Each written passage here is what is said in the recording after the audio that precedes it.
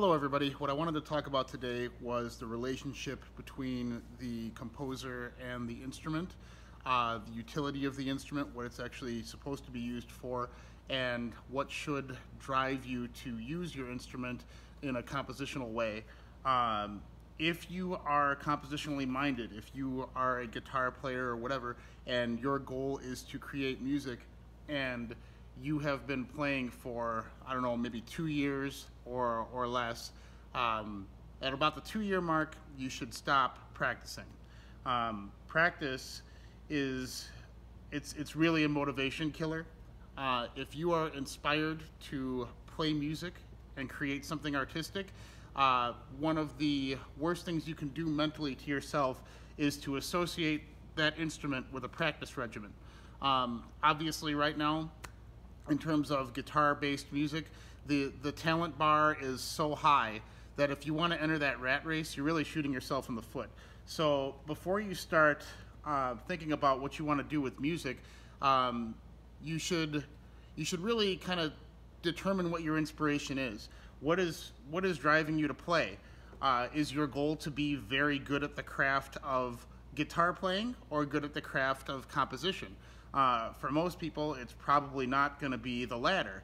And that's where I think the disconnect between artistic expression and essentially just shitting out a product that's where the difference is. And that's the issue that I have with a lot of modern music, that inspiration is just not coming through. And a lot of the more technical music is getting, the easier it is to hide behind that progressive tag, which doesn't really mean anything anymore, and now it just means notey or busy or technical, complex. But the progressive genre, as we know it right now, progressive metal anyway, is pretty much devoid of innovation right now. Innovation should come from your approach with tonality, melody, your structuring, the story you're trying to tell in musical form. Not how many notes you can cram into a phrase or how technical your exercise is, how many sweet-picked things you are interjecting into your songs, how much syncopation you're having to your open chugs. That's not innovation. That's a recipe. You can essentially, anyone can do that. That's not trying to make your mark in a musical genre. And I think a lot of what's going on with that is the result of practice. When you enter into the music world, obviously you have to hone your craft. You have to get comfortable with your instrument. You have to get to the point where your instrument can make the sounds you need it to express what you're trying to say. And that's not something, guitar is an extremely easy instrument to learn. I'm trying to learn violin right now, and it's a pain in the fucking balls. I mean, just even holding it, like the way you're supposed to hold it, I just turned 40, so like doing this right now fucking hurts. It shouldn't. This is pretty goddamn easy to do, but right here, I can't do it. I can barely hold the goddamn thing. Guitar is a baby instrument. You should be able to figure out how to play that fucker pretty goddamn quick. And once you're there, once you get the basics down, there shouldn't be really anything standing in your way to getting your voice across except for your own sense of inspiration. If it's not there and you start thinking about how to essentially replace that inspiration with making sounds with a guitar to get your name across in any kind of fashion in the musical umbrella, you're going to start looking to practice to fill that void. And what that's going to get you is essentially where the modern guitarist lies right now. You're going to be good at sweep picking. Who fucking cares? Like, sweep picking is a meme, you know? If you're still looking at that as like the benchmark for what guitar is, man, you're just completely missing the point. Like, the main issue I have with what's going on with modern metal now is the creativity that was present in the melodic sensibility of like the late 90s. You know, people say metal was essentially dead by then, but a lot of bands within the death metal umbrella especially were bringing a really unique sense of melody, tonality, and phrasing into their death metal formula, and they were unique from band to band. But now the progressive metal genre, which is supposed to be heralded for its innovation, is shitting out product after product of similar sounding artists. That sense of melody that should denote you as an individual player, an individual artist, is essentially gone. And why is that? It's because of fucking practice. It's because when you sit down to practice, there are things that you can do to enhance your abilities, sure, but they're tried and true formulas. Like if you're gonna sit down and learn how to sweep pick, you're stuck in a position where there's only a few things that you can do that sound good running up and down the strings. That's why when you hear a band like Origin do it, it sounds the same as a band like Animals as Leaders. You're really just kind of stuck in that where your fingers can reach when you're trying to sweep pick. And you know, you can play around with it and try to get some unique sounding tones. But essentially, if that's your goal, is to play the flashy shit, to play the sweep picking stuff, and to substitute actual riffs with open chugs and like a little bit of syncopation here and there, it's a recipe that anyone can follow. And for some reason, it's heralded as progressive when it's super not. And you know, there's way more places you can go. Way more places you can go. But practice, it really will, if you want to practice to get good at doing that, then go ahead. But don't confuse what you're doing with artistry, because it's not.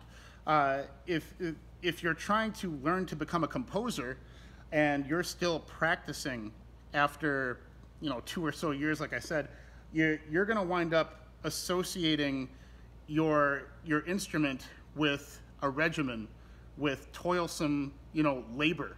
It's going to seem laborious, and nothing kills inspiration more than essentially routine and practice and like overwrought education.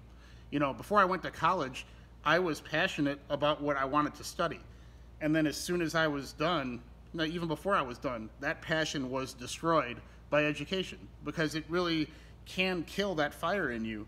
That inspiration to that wellspring to draw from can be destroyed by education. You should, if you want to come into a genre like metal, which I come across in my videos as if there's like one good way to do it. There's not. There's limitless ways to do it. But people keep choosing the wrong paths. They keep choosing the wrong ways to do it. Those wrong ways are pretty easily identifiable, especially if you watch my videos. You know what I'm looking for. But it's one of those things where, depending on where you're coming from mentally, you're going to get a product made with what you're doing that will sound inspired and sound like you, or it'll sound like the result of practice and sound like everyone else.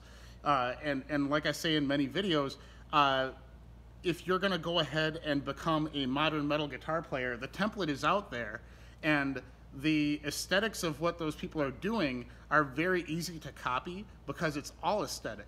There's no like underlying compositional structure that has relevance behind it where there's any kind of sense of depth.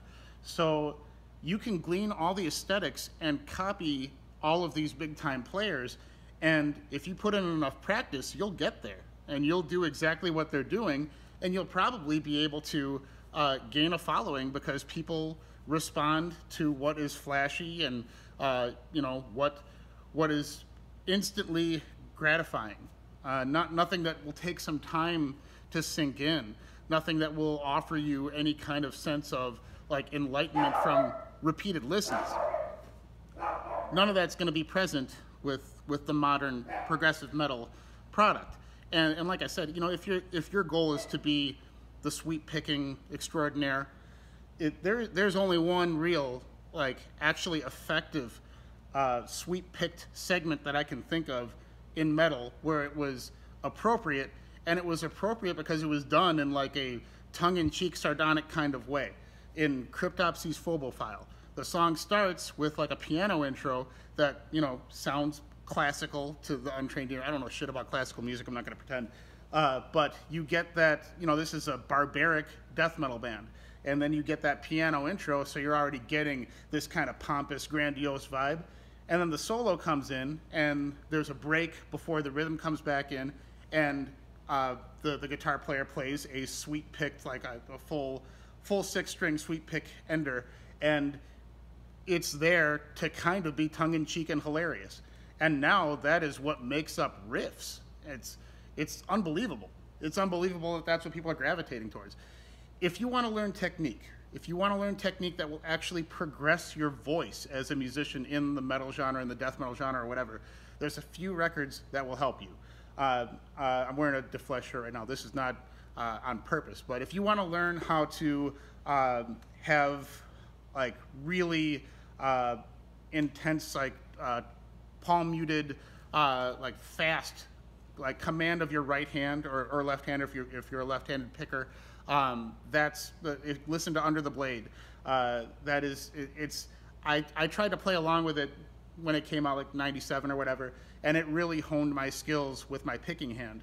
That is some of like the stamina you need to get through that kind of material will really help you. And the reason that it will be effective within the death metal genre is because if you're learning really fast triplet patterns that you'll hear in, you know, crazy thrash music, which then went up a bar with a band like DeFlesh, you're able to channel aggression, because that really fast trem pick style that they have, palm muted, it's aggressive sounding. It makes me want to fucking kill people when I hear it.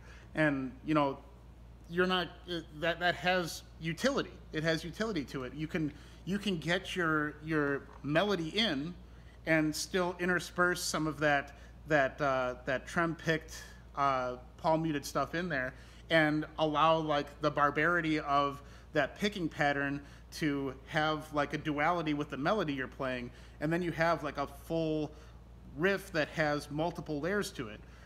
So that if you want to listen to that band, you'll be able to pick up on how hard some of that picking is, and if you try to play along to it, you'll eventually get the stamina to do so.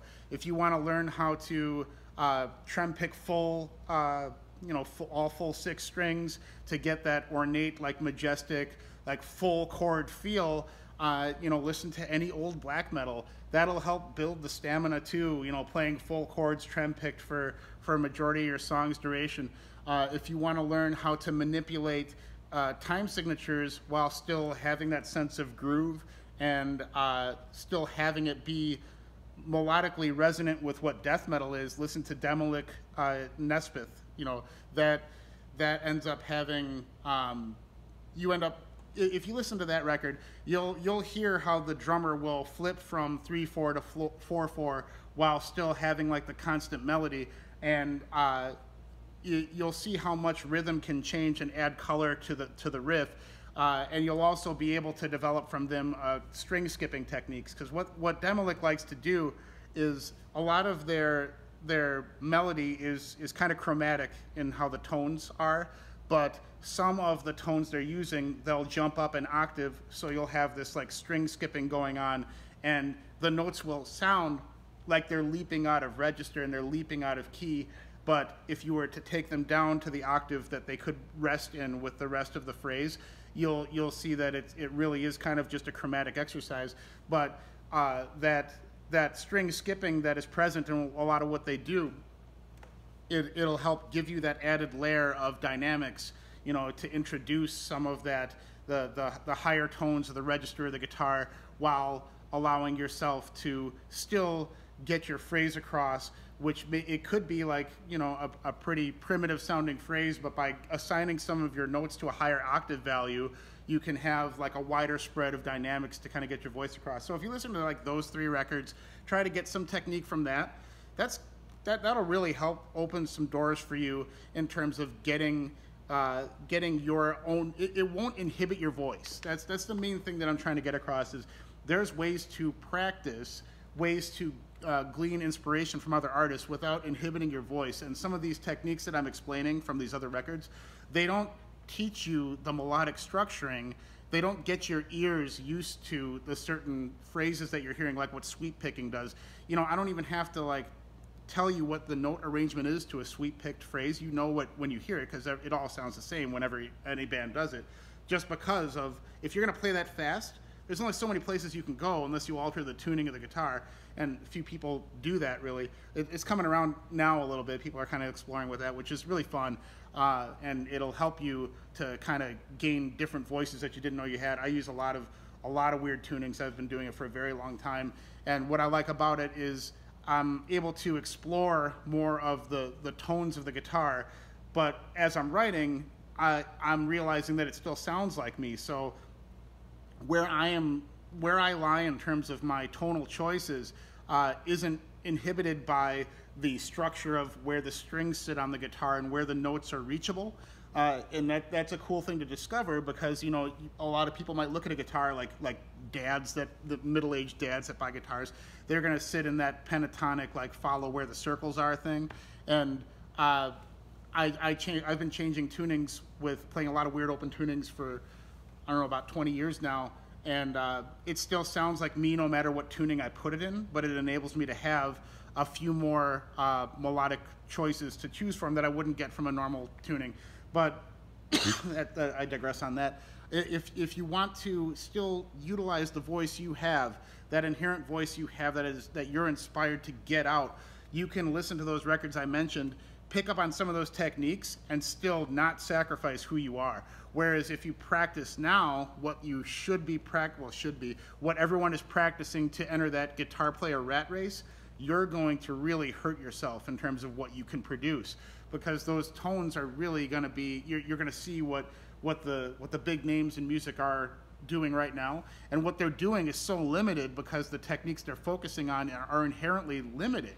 So you're going to look at that and you're going to be like, well, that's what guitar is, but that's not what guitar is. Guitar can be whatever you want it to be, but most importantly, it should be who you are if you're really inspired and you have something to get out. I haven't practiced in years. I haven't practiced since I was a kid. When I reach for my guitar when I'm inspired to write music, and that's how it should be. You know, I hear stories about, I think Jeff Loomis was quoted as saying he practices like 6 hours a day. What the fuck for? You know, what are you going to gain at that point? I mean, obviously he's older, you know, he's got to be like 50-something years old. If you're going to be, if you're degrading, if your body is falling apart, then I could see practicing to keep it up. I'm at the point now where I have to, you know, warm up my hands a little bit before I play. I can't just jump in, but that should be the limit of what your practice is. I really don't see the end game of what practice can do. I just think that if you're still playing and your brain will eventually associate practice with the toil involved, and you're going to wind up just developing a negative relationship with your guitar. When I grab my guitar, I'm excited to do it. I do it because it's a utility. There's a utility there that enables me to get my own voice out. I do it because I have to. If I get home and I feel inspired to play and I don't have a guitar within reach, I don't have that part of me that I can express. And that's what a guitar should be for someone that's compositionally minded. It shouldn't be something that you're going to practice on so that you could show off to people. There's, you know, I understand that the short-term gains of being able to show off to people are gonna be hard to overlook. Like right now, we're still in that immediate gratification phase that social media grants everybody. So it's really gonna be hard to ignore the allure of all the pats on the back you're gonna get if you start sweet picking.